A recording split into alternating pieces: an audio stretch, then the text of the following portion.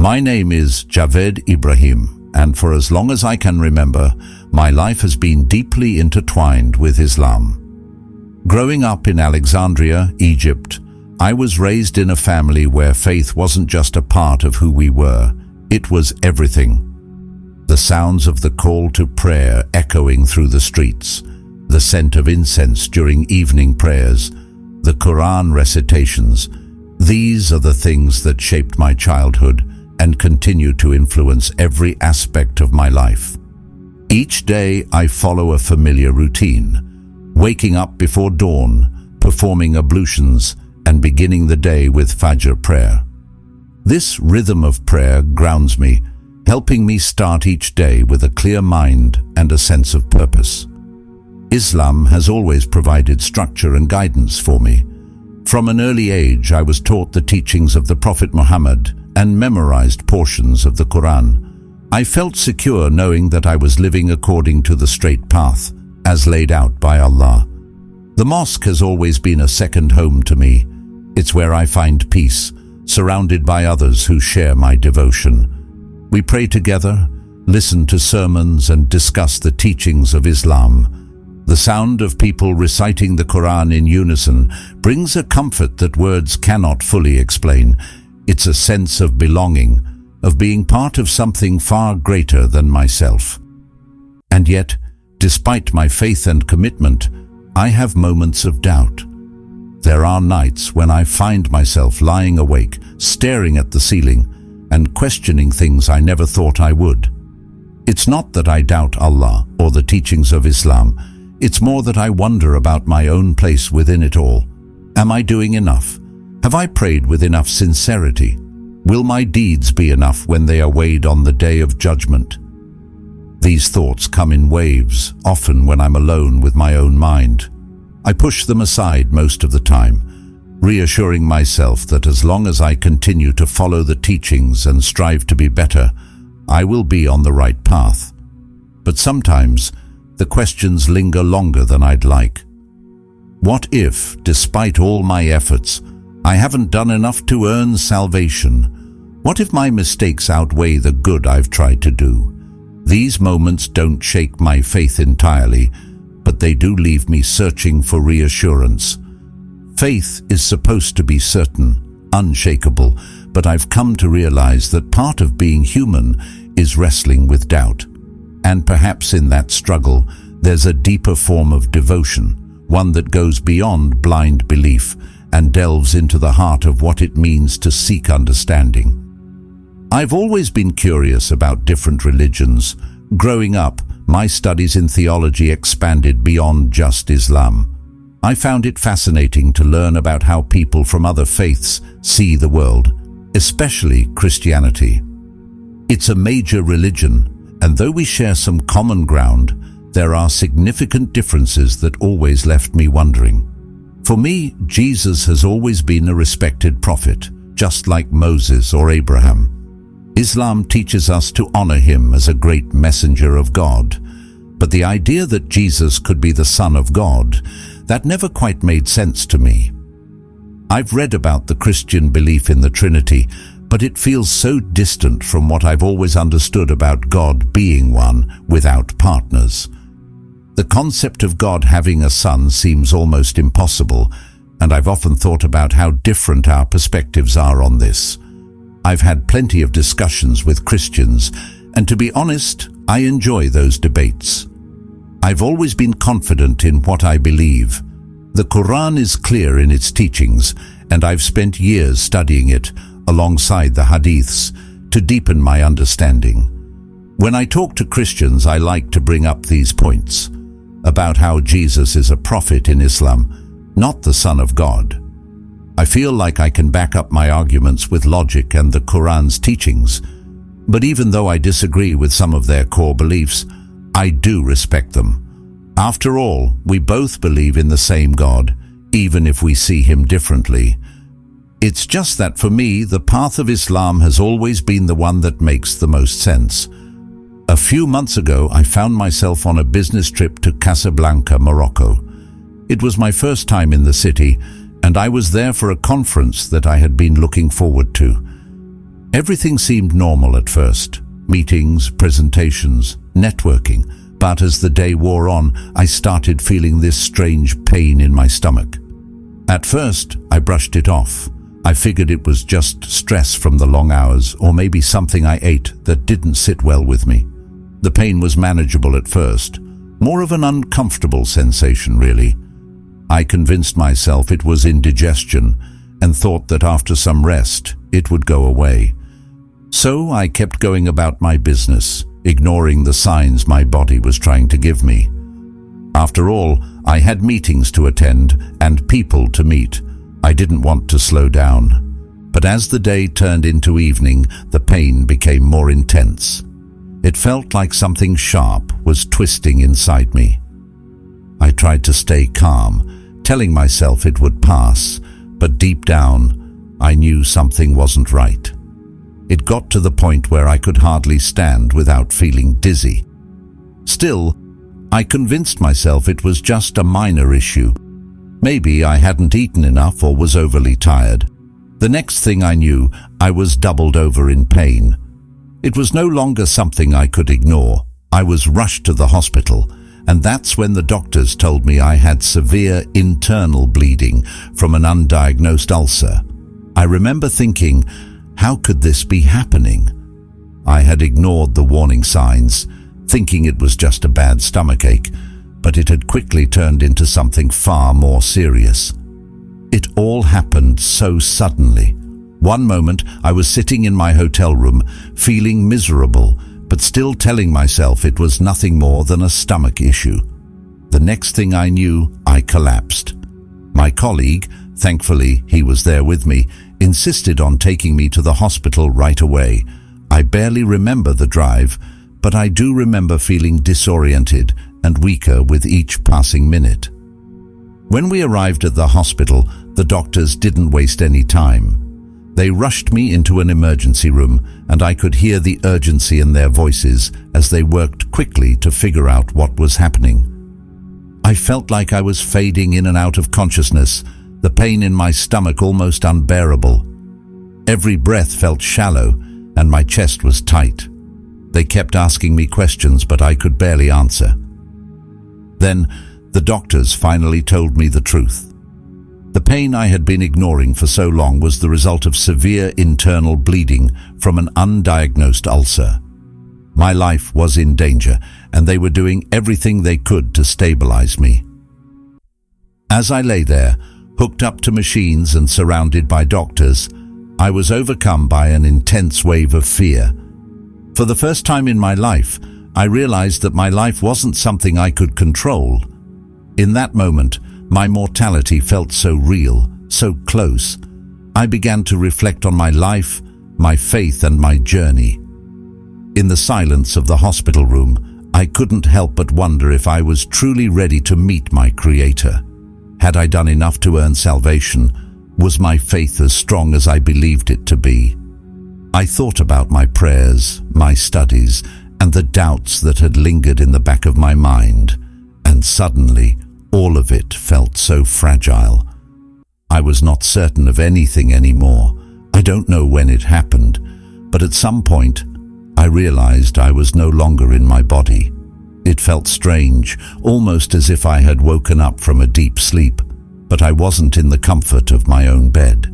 Instead, I was floating above the hospital bed, watching my own body lying still, hooked up to machines. The medical team was working frantically, trying to stabilize me.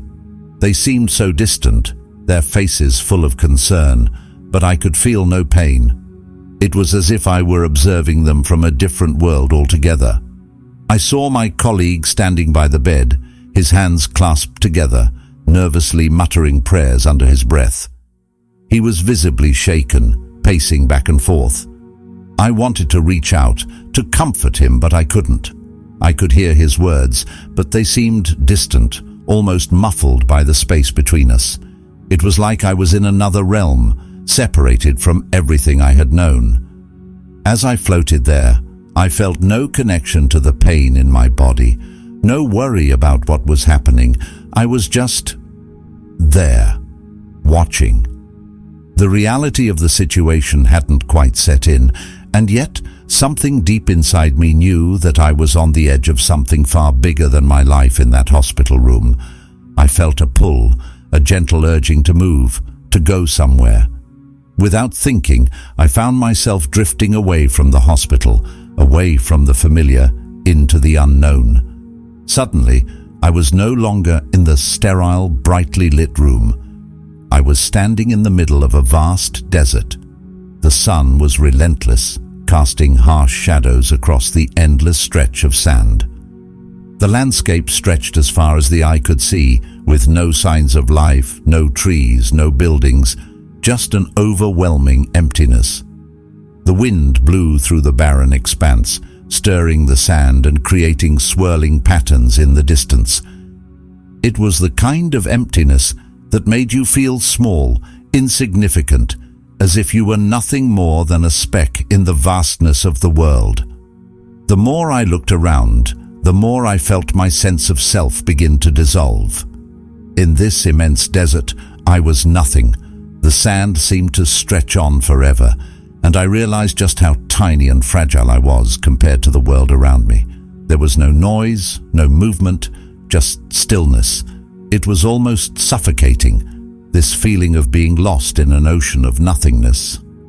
I tried to move, but my feet felt heavy, as if the desert itself was holding me in place. I looked up to the sky, but there was no sun to guide me, no clouds, no stars, just an empty expanse of blue that went on forever. There was no direction, no purpose.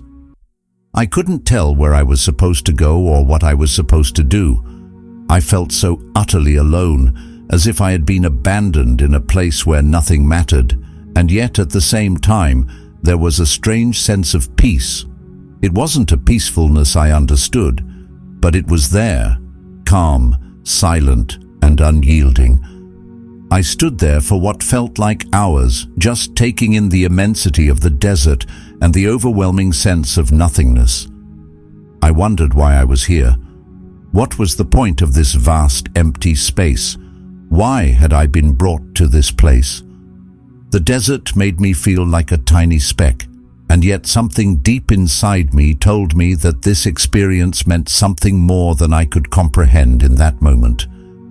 It was as if I had stepped into a different realm, a space outside of time and reality, where the usual boundaries of life didn't apply. I don't know how long I had been standing in that desert when I saw it. No, when I felt it. At first, there was no sound, no warning. But then, out of the corner of my eye, a figure appeared, standing in the distance. It was as if it had materialized out of nowhere, but there was no mistaking the presence that it carried. This figure was radiant, glowing with a light so pure that it almost hurt to look at.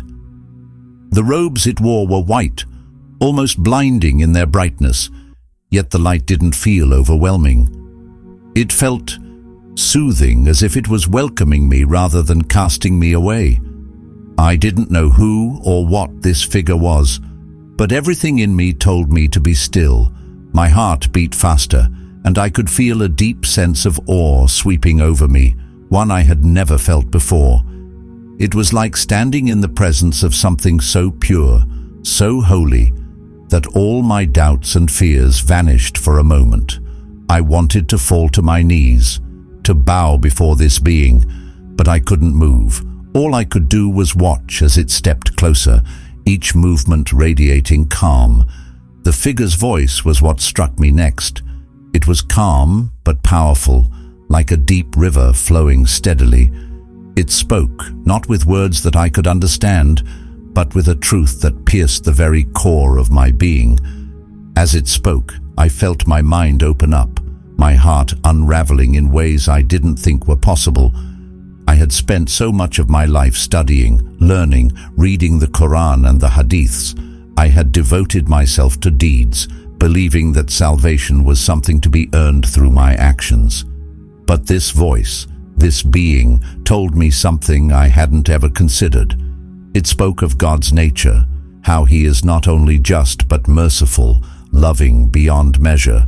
I had always believed that salvation came from my actions, from fulfilling my duties as a Muslim. But the figure explained that salvation wasn't only about what I could do, it was about the divine mercy of God, a mercy that transcends everything we can understand.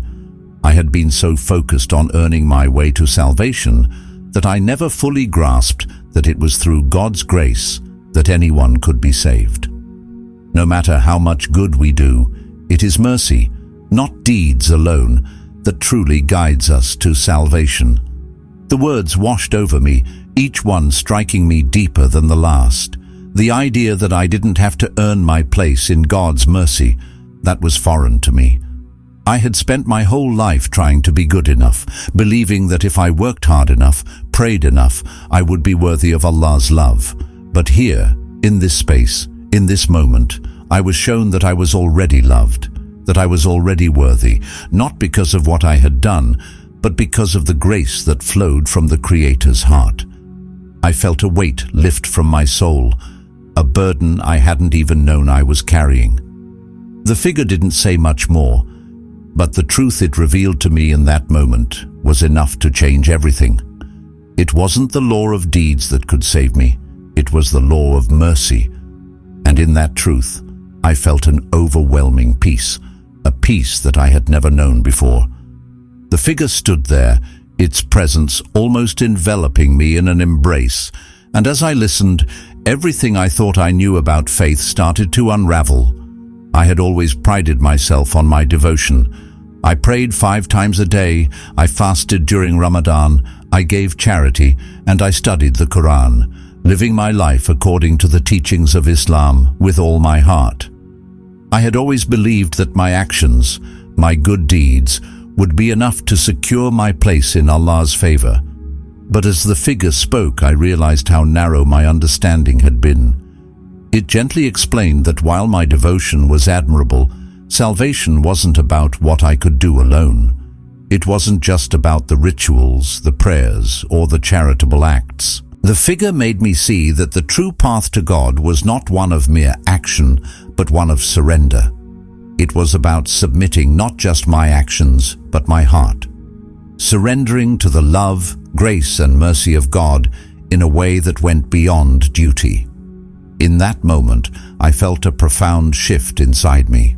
My entire life, I had been so focused on earning my salvation that I had neglected to fully understand the concept of grace, the unmerited favor of God. This truth challenged my old beliefs, not just about my own actions, but about others as well. I had always respected Jesus as a prophet in Islam, but I had been taught that the Christian view of Jesus as the Son of God was wrong, that the idea of salvation through grace alone was a flawed concept. I thought I had the truth, that Islam was the final and only path. But now I saw everything differently. The figure spoke of love, of God's love for all people, regardless of their background, regardless of whether they believed in the same way I did. I had spent years debating Christianity, dismissing its beliefs as misguided, seeing it through the lens of my own understanding. But now I was confronted with a reality that shook me to my core. Salvation, grace, and love were not confined to one religion, one tradition, or one understanding. They were universal, bound by the love of the Creator for His creation. In that moment, I realized that my judgment of others' beliefs had been shallow. The figure made me understand that true salvation, true peace with God, was found in surrendering to His love, not in justifying my own actions or condemning others. I felt a deep sense of humility, realizing how little I had understood about the vastness of God's mercy and love. What I had seen as an unshakable truth about my faith was suddenly upended, and I was left with a deep sense of awe and gratitude. This encounter was transforming me, opening my heart to a new understanding of faith, one that went beyond rigid rules and actions. As the vision began to fade, I felt a deep sense of peace and calm, yet there was a bittersweet longing to stay in that place of clarity and understanding. The figure, still glowing with that radiant light, looked at me one last time, and spoke in a voice that echoed in my soul. "Your journey is not yet over," it said. "You have been given this insight to share with others." Those words hit me like a wave crashing against the shore. I wasn't sure what to make of them at first, but in that moment, I knew my life had changed forever. It wasn't just about me anymore. There was something greater I had to do, something beyond simply living my life according to the rules and teachings I had known. The figure had entrusted me with a new purpose, a new understanding of faith, and I felt the weight of that responsibility settle within me. I didn't fully understand it, but I knew I had to act on it. Before I could fully process what had just happened, everything around me started to blur. The desert, the figure, the immense sense of peace, all of it began to slip away like a dream that was fading upon waking. And then I felt something else. I could feel my body again, as if I was being pulled back into it. It wasn't a jarring experience, but more like slowly coming to the surface of water after being submerged. My chest rose and fell as I took a breath, my senses returning to the world around me. The first thing I became aware of was the beeping sound of machines. I could feel the cold touch of the hospital bed beneath me and the soft hum of activity around me. I opened my eyes, blinking against the sterile white lights of the room. Doctors and nurses were moving quickly, their faces etched with concern. I looked around and saw my colleague standing near the bed, his expression a mix of relief and worry. The words, "We almost lost you," were spoken in hushed tones. One of the doctors turned to me with a faint smile. "You're lucky. We managed to stabilize you just in time," he said, his voice filled with gratitude. At that moment, I understood the gravity of the situation. I had been so close to death, so close to not having the chance to change, to understand, to share what had been revealed to me. But here I was, alive, a second chance.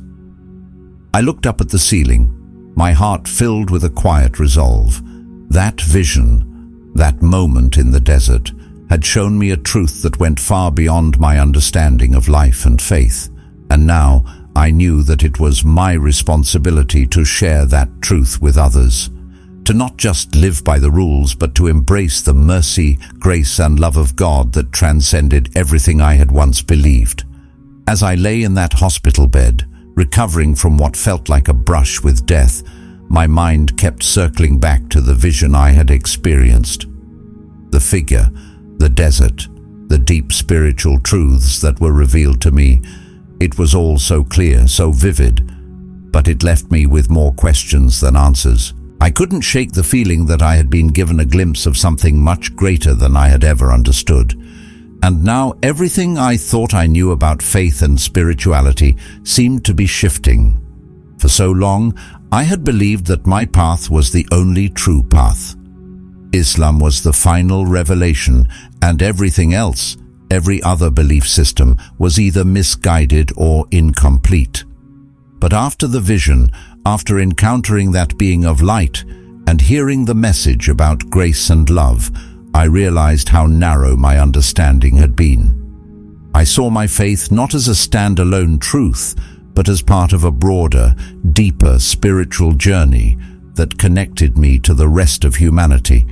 I began to see the truth in the teachings of others, in the love they expressed, and in their search for meaning.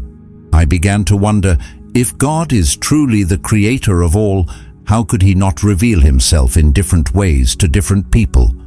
Why would he limit his message to just one culture, one people, one tradition? I began to reflect on the concept of grace, something I had never fully grasped before. In Islam, we are taught to earn our place in paradise through good deeds and righteous actions. While we believe in God's mercy, we also know that we must strive to live according to his commands. But in my encounter with that figure, I was shown that grace, God's unconditional love and mercy, is not something we can earn. It is freely given, regardless of our efforts or mistakes. This truth felt both liberating and humbling. It made me question all the times I had judged others, all the times I had felt superior because I followed the right path. How many times had I dismissed the grace offered to others simply because their faith looked different from mine? In those quiet moments, as I lay in that hospital room, I realized that my spiritual journey had just begun. I was no longer content to simply accept what I had been taught. I needed to explore this new understanding of God's love and grace more deeply. I felt a strong pull to read, to learn, and to open my heart to the perspectives of others. My encounter had shattered my old certainty, but it had also given me a sense of purpose, to seek, to understand, and to share the message of love and grace with everyone I met. When I returned home from the hospital, everything felt different. It wasn't just my body that was healing, but my heart and mind as well. The experience in Casablanca had transformed me, and I couldn't go back to living the way I had before. The truth that had been revealed to me during my near-death experience about grace, love, and the broader spiritual journey was too powerful to ignore. It wasn't just a passing thought or a fleeting vision. It was something that had taken root deep within me, something that I couldn't escape. I felt like a changed man. The life I had lived before, focused on following the rituals and trying to earn my place in the afterlife through deeds, no longer felt like enough. I had learned that faith wasn't about merely following rules and doing good deeds. It was about something deeper. It was about surrendering to God's grace, acknowledging His love, and understanding that our connection with Him transcends any religious boundaries or rituals. This was the truth I needed to share with the world. At first, I wasn't sure how to go about it. How could I share this newfound perspective without confusing or alienating those I had known my entire life? My family, my friends, they all respected me for being a devout Muslim. They trusted that I was a faithful man, following the path laid out before me. But now, I had to tell them that I had learned something new, something that went beyond the practices I had followed for so long. I needed to encourage them to seek a deeper spiritual understanding, one that looked beyond the dogma and rituals and embraced the love and grace of God. I began speaking with close friends, sharing my experience, not as a way to challenge their beliefs, but to open up a conversation about spirituality. I encouraged them to explore the core of their faith, to ask themselves deep questions, and to seek answers with an open heart. The more I shared my story, the more I felt a growing sense of purpose. I realized that my mission wasn't just about my own spiritual growth.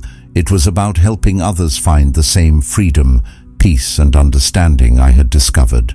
Every conversation, every interaction became an opportunity to plant seeds of spiritual awakening. I wanted to show people that faith isn't about perfection or strict adherence to tradition. It's about love, grace, and the willingness to open your heart to the truth, wherever it might come from. My journey had led me to this point, and now I knew it was time to share what I had learned, to encourage others to look beyond the surface and embrace the deeper spiritual truths that unite us all.